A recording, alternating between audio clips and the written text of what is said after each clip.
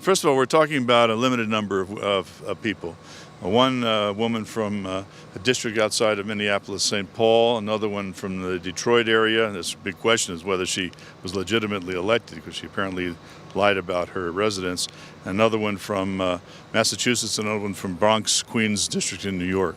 It's not the entire America.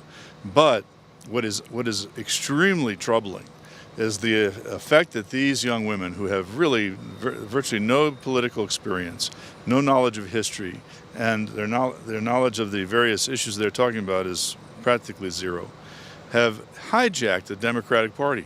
This is what they've done.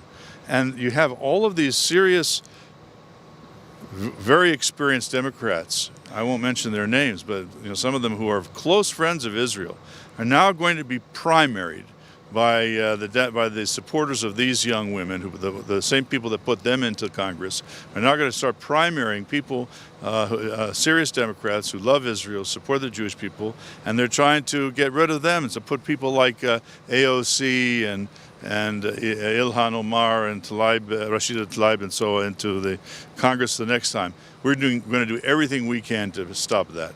And we know that the president also trying to stop them. Even it's very hard.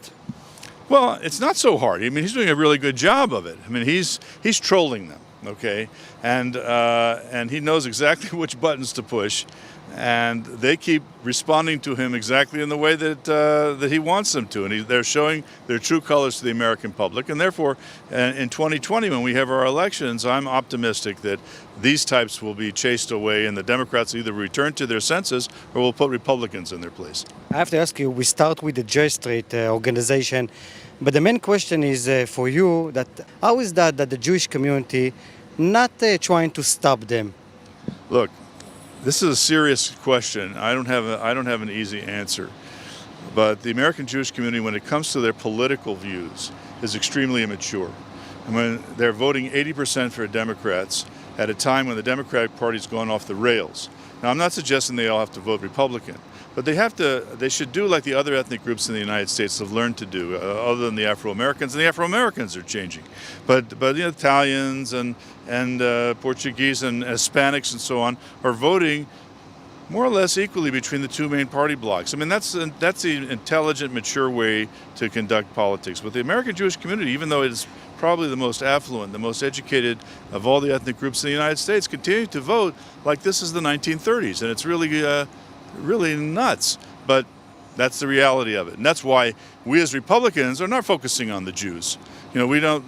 That's pretty much a lost cause. We're focusing on the millions and millions of friends of Israel who are Christian, who are not affiliated, and who believe in supporting Israel and the Jewish people, even though the American Jewish community has apparently decided not to do so.